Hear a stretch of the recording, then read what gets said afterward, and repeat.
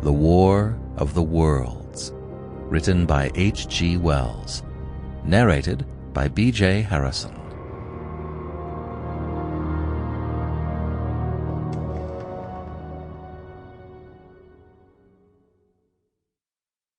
Book 1.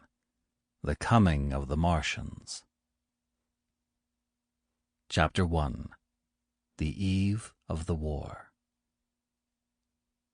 No one would have believed in the last years of the 19th century that this world was being watched keenly and closely by intelligences greater than man's, and yet as mortal as his own.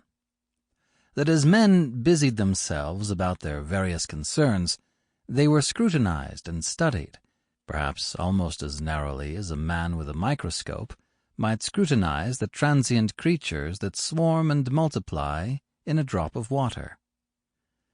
With infinite complacency, men went to and fro over this globe about their little affairs, serene in their assurance of their empire over matter. It is possible that the infusoria under the microscope does the same.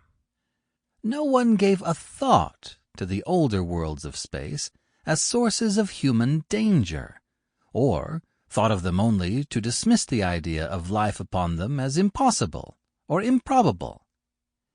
It is curious to recall some of the mental habits of those departed days.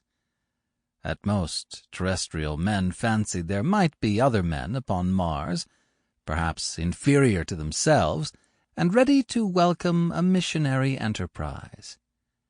Yet across the gulf of space, minds that are to our minds, as ours are to those of the beasts that perish, intellects vast and cool and unsympathetic, regarded this earth with envious eyes, and slowly and surely drew their plans against us. And early in the 20th century came the great disillusionment. The planet Mars, I scarcely need remind the reader, revolves about the sun at a mean distance of 140 million miles, and the light and heat it receives from the sun is barely half of that received by this world.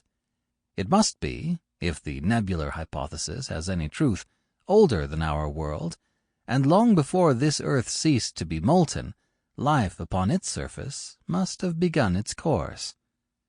The fact that it is scarcely 1/7 of the volume of the earth must have accelerated its cooling to the temperature at which life could begin.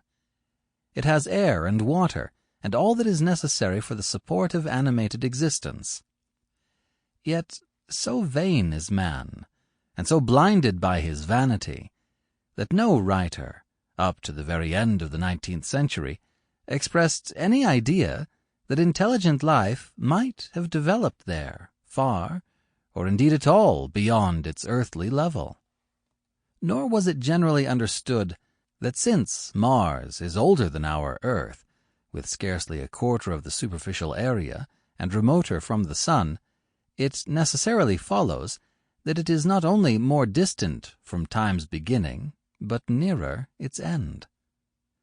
The secular cooling that must someday overtake our planet has already gone far indeed with our neighbor.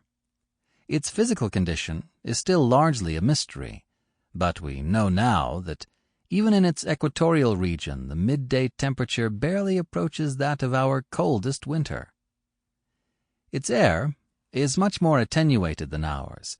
Its oceans have shrunk until they cover but a third of its surface, and as its slow seasons change, huge snow-caps gather and melt about either pole, and periodically inundate its temperate zones. That last stage of exhaustion, which to us is still incredibly remote, has become a present-day problem for the inhabitants of Mars.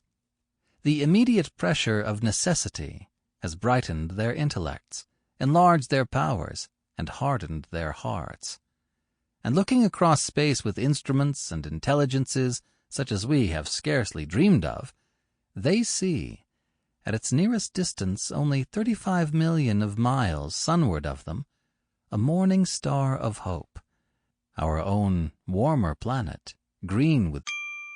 Sample complete. Ready to continue?